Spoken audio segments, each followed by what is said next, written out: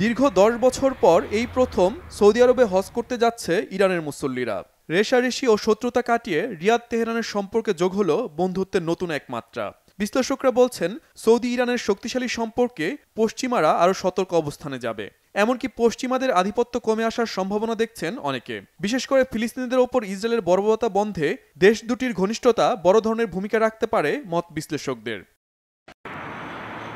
এরই মধ্যে গেল সপ্তাহে ইরান থেকে ৩৫,০০০ মুসল্লি হজ পালনে মক্কায় গেছে। এর আগে দীর্ঘ ৭ বছর কূটনৈতিক সম্পর্ক ছিল না ইরান সৌদি আরবের মধ্যে।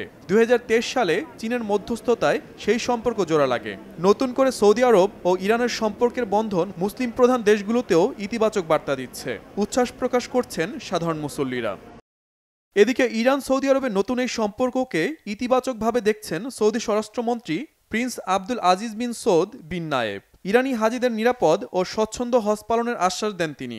রিয়াদ হজ কর্তৃপক্ষ বলছে, দুই দেশের সম্পর্ক উন্নয়নে ইরানি মুসল্লিদের বিশেষ গুরুত্ব দিচ্ছে সৌদি আরব। চলতি বছর ৪ জুন থেকে শুরু হচ্ছে হজের আনুষ্ঠানিকতা। হজ পালনে বাংলাদেশ, ভারত, পাকিস্তান, ইন্দোনেশিয়া সহ বিশ্বের বিভিন্ন দেশ থেকে ১০,৭০,০০০-এর বেশি মুসল্লি মক্কায় অবস্থান করছেন। অবৈধভাবে হজ পালনে কড়াকড়ির পাশাপাশি হাজিদের জন্য ব্যাপক নিরাপত্তা জোরদার করেছে সৌদি কর্তৃপক্ষ। এবার বাংলাদেশ থেকে মোট ৮৭,১০০ জন মুসল্লি সৌদি আরবে গেছেন।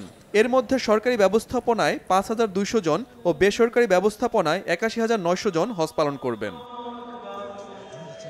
ভারত থেকেও হজের উদ্দেশ্যে পাড়ি জমিয়েছেন হাজারো মুসল্লি। হজে গিয়ে পেহেলগামে সন্ত্রাসী হামলায় নিহতদের আত্মার মাগফিরাত কামনায় ও নিহত ২৬ জনের পরিবার এবং কাশ্মীরের মুসলিমদের জন্য দোয়া করবেন বলে জানান মুসল্লিরা। পেহেলগামে যা ঘটেছে তার জন্য আমরা খুবই ব্যথিত। আমরা শান্তি চাই। আমি পেহেলগামের ক্ষতিগ্রস্ত ও তাদের পরিবারের জন্য হজে গিয়ে অবশ্যই দোয়া করব।